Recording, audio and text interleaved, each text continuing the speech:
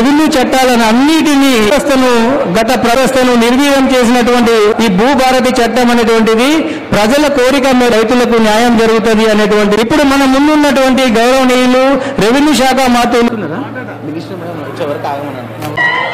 శ్రీమతి కొండా సురేఖ గారు, పర్యావరణ అటవీ దేవాదాయ శాఖ మంత్రులు.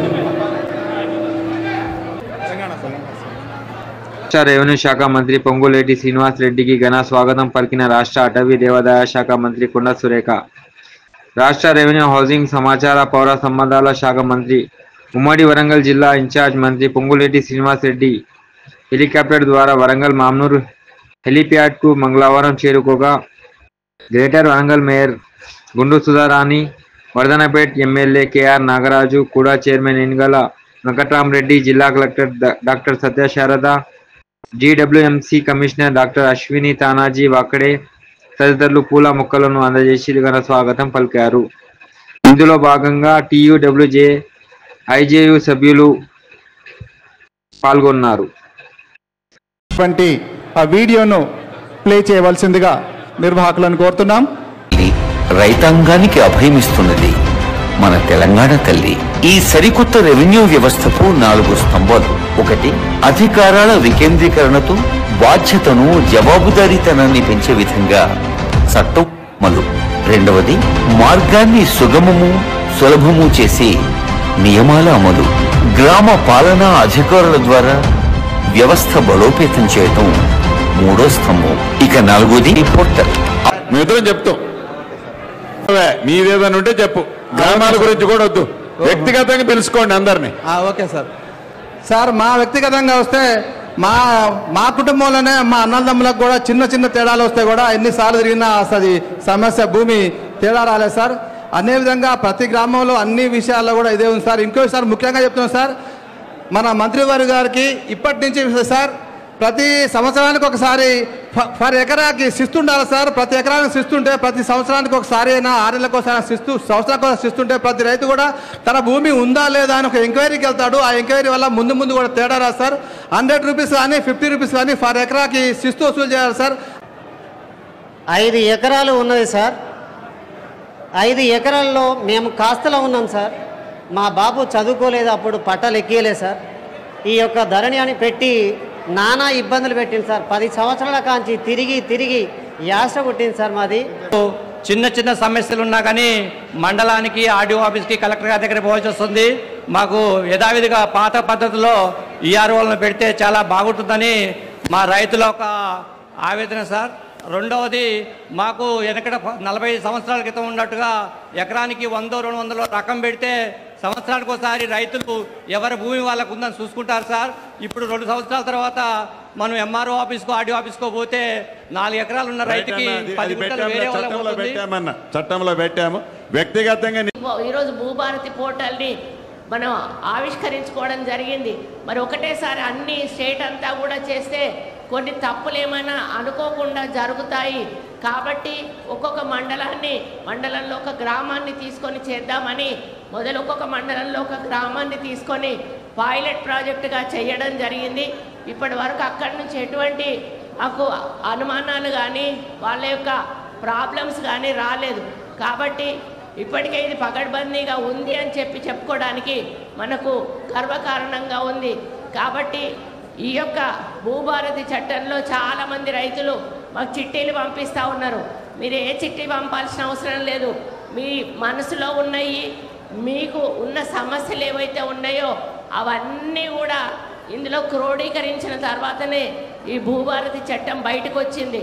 కాబట్టి మీరు వెళ్ళి జస్ట్ ఎంఆర్ఓకి ఇస్తే వాళ్ళే ఏ సెక్షన్ కింద పెట్టుకోవాలనేది వాళ్ళే ఆ సెక్షన్ కింద అప్పీల్ చేస్తారు.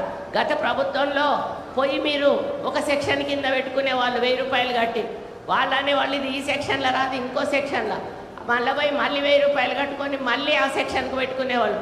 అలా మిమ్మల్ని తిప్పుతూనే ఉండేవాళ్ళు కానీ సమస్య పరిష్కారం అయ్యేది కాదు. మీ పైసలు మాత్రం ప్రభుత్వ ఖజానాకి వెళ్ళిపోయి ఇటువంటి దారుణమైనటువంటి మోసాలు ఆ రోజు రైతులను వాళ్ళు చేశారు. కానీ ఈరోజు మన ముఖ్యమంత్రి గారు రైతులకు అన్ని విధాల సహాయ సహకారాలు అందించడమే కాకుండా మరి వ్యవసాయ భరితంగా ఈరోజు మనం ఫస్ట్ స్థాయిలో ఉన్నాము అంటే ఈరోజు మన ముఖ్యమంత్రి గారి చలవ వలన, ఎందుకంటే అంతకుముందు కేసీఆర్ గారు ఏమన్నారంటే వడ్లేస్తే ఊరేసుకోవాలి, వరేస్తే అని చెప్పారు. కానీ ఈసారి మనం వరేసుకొని అత్యధిక దేశంలోనే మొదటి స్థానంలో మన తెలంగాణ రాష్ట్రం వరి పండించిన విషయాన్ని మనం గుర్తు చేసుకోవాలి. కాబట్టి రైతులను ఎంకరేజ్ చేస్తూ వాళ్ళకు పంటలకు గిట్టుబాటు ధర ఇస్తూ వాళ్ళకు కావలసిన అన్ని సదుపాయాలు ఏర్పాటు చేసినప్పుడు రైతు ఆరుగాలాలు కష్టపడి మంచి పంటను తీసుకొస్తారు. దాన్ని అమ్మిపెట్టే బాధ్యత ఒక ప్రభుత్వానికి ఉంటుంది.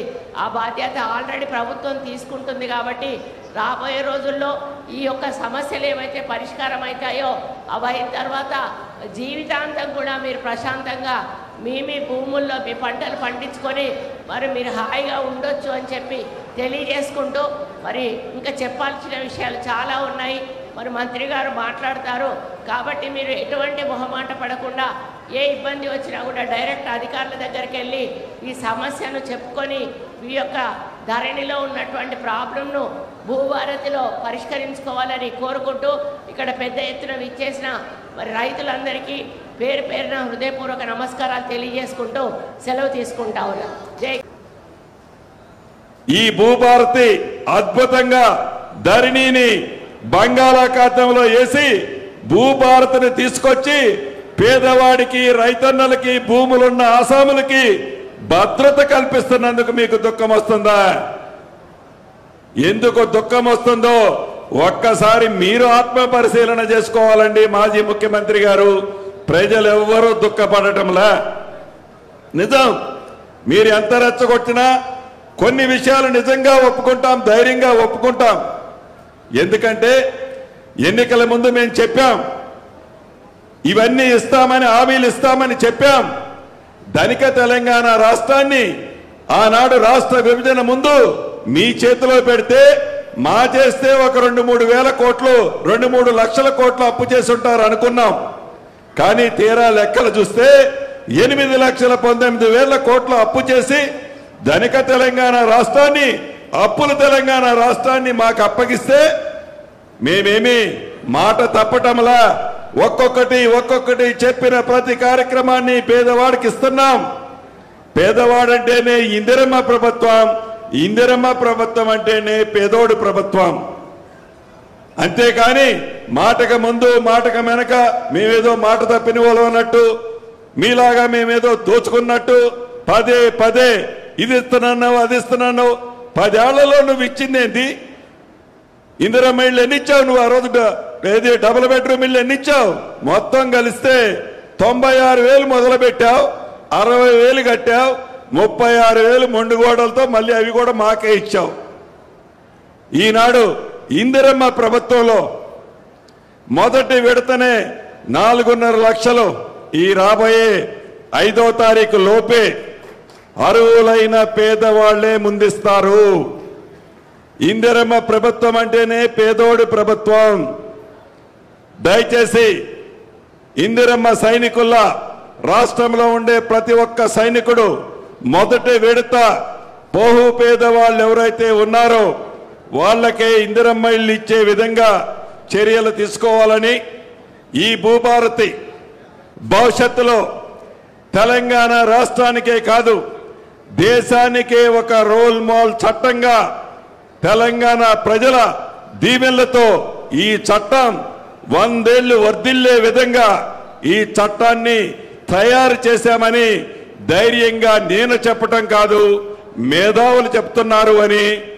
దుఃఖం వచ్చిన వాళ్ళు ఎవరైనా ఉంటే మీరు ఏ ప్లాట్ఫారం మీదకి పోయి కన్నీరు మున్నీరుగా సముద్రము పొంగే విధంగా మీరు దుఃఖించినా, మీరు అధికారంలో ఉన్నప్పుడు చెయ్యలేని పనులన్నీ ఈనాడు ఇందిరమ్మ రాజ్యంలో గౌరవ ముఖ్యమంత్రి రేవంత్ రెడ్డి గారి నాయకత్వంలో తూచా తప్పకుండా ప్రతి కార్యక్రమాన్ని పేదవాడికి అందే విధంగా ఈ ప్రభుత్వం చేపట్టుద్ది అని మరొక్కసారి ఈ వేదిక ద్వారా రాష్ట్ర ప్రజలందరికీ తెలియజేస్తూ, ఈ భూభారతి ఏదో ఒక రోజున చెప్పిపోయేది కాదు,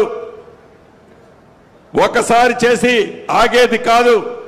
పేదవాడికి, రైతన్నకి, భూములున్న ఆసామికి పూర్తి భద్రత ఇచ్చే చట్టము చుట్టములాగా ఉంటుందని తెలుపుకుంటూ సెలవు తీసుకుంటున్నాను. ఏర్పాటు చేశామనంటే ఈ నూతన చట్టం భూభారతి నూతన చట్టాన్ని మనం తీసుకొచ్చాము. ఈ నూతన చట్టం ద్వారా మనకు వచ్చే వేరియస్ పద్ధతుల ద్వారా మనకి సంక్రమించే భూమి మీద హక్కు ఏదైతే ఉందో వాటి మీద మనము అవగాహన మీ అందరికీ కల్పించే దిశగా ఈ సదస్సును ఏర్పాటు చేయడం జరిగింది.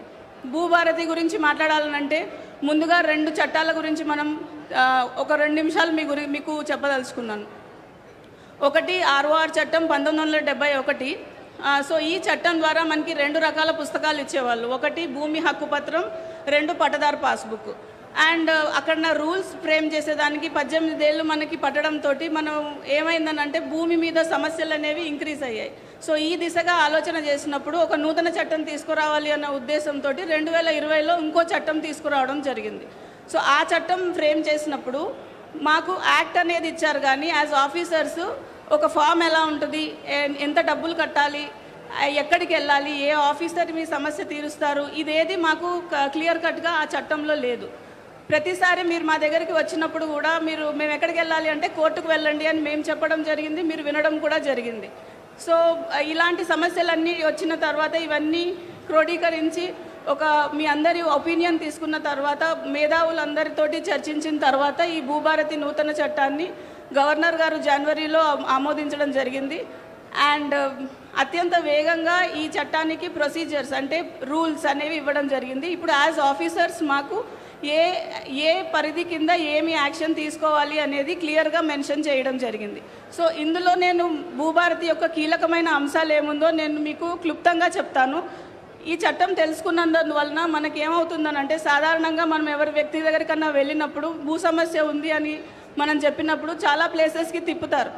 బట్ మనకంటూ చట్టం తెలిసినప్పుడు ఎగ్జాక్ట్గా ఎవరి దగ్గరికి వెళ్ళాలి అనేది మనకి క్లియర్గా తెలుస్తుంది. కాబట్టి ఈ చట్టం గురించి తెలుసుకోవాల్సిన అవసరం ఎంతైనా ఉంది.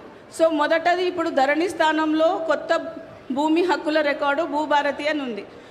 సో ఇప్పుడు ఇంతకు ముందు మీరు ఒక ఆడియో విజువల్ చూశారు వేర్ భూభారతి పోర్టల్ గురించి మనం చెప్పడం జరిగింది. ఆ భూభారతి పోర్టల్లో మనకి ఇంత క్రితం 15 సెకండ్లలో ఎంటర్ అయ్యేది 2 సెకండ్లలో మనం ఎంటర్ అవ్వచ్చు. ఇంత క్రితం మీరు మా దగ్గరికి పహానీల గురించి వచ్చేవాళ్ళు, అప్పుడు మేము సర్టిఫైడ్ కాపీస్ ఇచ్చేదానికి కొద్దిగా ఇబ్బంది పడిన మాట వాస్తవం. సో ఇప్పుడు ఆ సర్టిఫైడ్ కాపీస్ అనే వ్యవస్థ ఒక పక్క ఉంటూనే ఇంకోటి మీరు ఒకవేళ ఊర్లో నేను ఎక్కడున్నాను ఏ పహానీలో ఉన్నానంటే ఆ ఇన్ఫర్మేషన్ సర్వీసెస్ కూడా ఈ ధరణి చట్టం మన ఈ భూభారతి పోర్టల్లో నిక్షిప్తపరిచింది. ఇక నుంచి మనము ఏదైతే ఇంత క్రితం ధరణి పోర్టల్ అని పిలిచామో ఆ పోర్టల్ని భూభారతి అని పిలుస్తాం. తర్వాత హక్కుల రికార్డులలో తప్పుల సవరణకు అవకాశం. ఇది ఇంతకు ముందు నేను మాట్లాడిన 2 చట్టాల్లో కూడా ఉంది. ఆ ఉన్న దాంట్లో ఇప్పుడు తప్పుల అవకాశం ఏదైతే ఉందో తప్పుల సవరణకు అవకాశం అని అంటున్నామో 2 అంచెల అపీల్ వ్యవస్థ అనేది పెట్టారు. అంటే ఇంత క్రితం మనకి 1971 చట్టంలో కూడా ఆ ప్రొవిజన్ ఉండింది, కానీ స్పెసిఫిక్గా ఇప్పుడు ఎలాంటి ఈ చట్టం ద్వారా ఓన్లీ తప్పులని మాత్రం సవరించే అధికారం అధికారులకు ఇచ్చారు. ఏదైనా భూమి స్వభావం మార్చాలి అని అంటే అది మళ్ళీ కోర్టు పరిధికే ఇచ్చారు. సో చాలా క్లియర్గా ఈ చట్టంలో మనకి మెన్షన్ చేశారు తప్పుల సవరణకి మాత్రమే అవకాశం ఉంది అనేది. అండ్ మోరోవర్ ఈ చట్టం అనేది 22-23 సెక్షన్స్లో ఉంటుంది. అందులో కీలకమైన సెక్షన్స్ అక్కడ మీకు స్క్రీన్ మీద కనిపిస్తుంది. సో ఇప్పుడు నేను మాట్లాడిన సెక్షన్ 4 కింద మీకు ఈ ప్రొవిజన్ అనేది ఇవ్వడం జరిగింది. తర్వాత రిజిస్ట్రేషన్ మ్యూటేషన్ చేయడానికి ముందు భూముల సర్వే మ్యాప్ తయారీ అని. రిజిస్ట్రేషన్ మ్యూటేషన్ ఇంతకుముందు చట్టాలలో ఉండేది, కానీ మనం ఎప్పుడో 1980 గురించి ఆలోచిస్తే మనకి టిప్పన్స్ అనేది ఇచ్చేవాళ్ళు. ఆ తర్వాత మళ్ళీ కాలానుగుణంగా టిప్పన్స్ అనేవి ఇప్పుడు లేవు. సో ఇప్పుడు ఈ చట్టంలో కొత్తగా మనకి నిక్షిప్తపరిచింది ఏంటి అని అంటే మ్యాప్ల తయారీ. సో దీనికి గాను మనకి లైసెన్స్డ్ సర్వేయర్ వ్యవస్థ ఏదైతే ఉందో ఆ వ్యవస్థని స్ట్రెంథెన్ చేయాలి అనేది పేరున నా హృదయపూర్వక నమస్కారాలు. చాలా సంతోషం. నిజంగా ఈరోజు చాలా శుభదినం. మన రెవెన్యూ శాఖ మంత్రులు ఈరోజు ఇక్కడికి విచ్చేసి రెవెన్యూ చట్టం గురించి అవగాహన కల్పించే విధంగా ఇక్కడున్న ప్రజలకు ప్రభుత్వం చేస్తున్నటువంటి భూభారతి గురించి చెప్పడానికి విచ్చేసినందుకు వారికి ధన్యవాదాలు తెలియజేసుకుంటూ, భూభారతి చట్టం అనేది నిజంగా రైతులకు శ్రీరామ రక్ష లాంటిది. గత ప్రభుత్వాలు ధరణిని తీసుకువచ్చిన తర్వాత దానికి ఎటువంటి నియమ నిబంధనలు లేకుండా దాన్ని రూపొందించడం వలన ఆ ధరణి రైతన్నలకు గత ప్రభుత్వం తీసుకొచ్చినటువంటి ధరణి రైతన్నలకు శాపంగా మారింది. గౌరవ ముఖ్యమంత్రి శ్రీ రేవంత్ రెడ్డి గారు ఎన్నికలకు ముందు రైతుల సమస్యల గురించి, ధరణి చట్టం గురించి, దాని సమస్యల గురించి తెలుసుకొని తిరిగి ప్రభుత్వం రాగానే దీనికి ఒక కమిటీని ఏర్పాటు చేసి ఆ కమిటీలో క్యాబినెట్ని అందరినీ కూడా ఉంచి అందులో అందరి గురించి అన్ని విషయాలు కూడా ఆ కమిటీ ద్వారా తెలుసుకొని ఈరోజు భూభారతి చట్టం రూపొందించడం జరిగింది.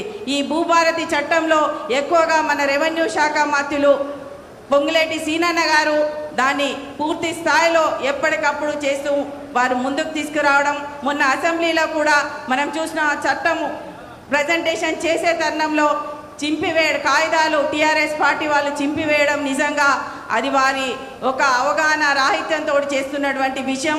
అయినప్పటికీ కూడా ఎంతో ఓపికతోటి క్యాబినెట్లో మంత్రులు అదేవిధంగా అసెంబ్లీలో అందరూ ఉండి రైతుల కోసం ఆ చట్టాన్ని రూపొందించుకొని ఈరోజు ప్రజల మధ్యకి వెళ్తున్నాము. ఇంతకుముందు కలెక్టర్ గారు చాలా విషయాలు కూలంకషగా చెప్పడం జరిగింది. రైతన్నకు భూమి అనేది భరోసా, ఆ భరోసాని తిరిగి మళ్ళీ రైతులకు అందించే విధంగా ఈ భూభారతి చట్టం రూపొందించడం జరిగింది.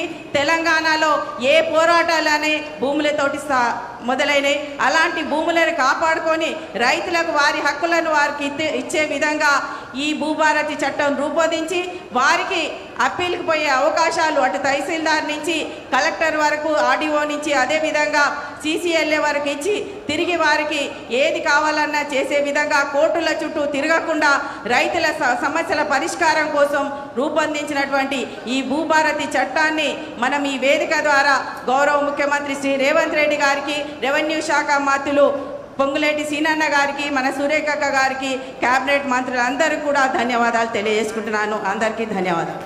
ఫెయిర్ మీడియాకు స్వాగతం. మా ఛానల్ను సబ్స్క్రైబ్ చేసుకోండి మరియు మా వీడియోలను చూడండి. ప్రతి అప్డేట్ల కోసం బెల్ ఐకాన్ను ఆన్ చేయండి. మేము నిజమైన మరియు ఫెయిర్ వార్తలు మరియు రాజకీయ అప్డేట్లను అందిస్తాము.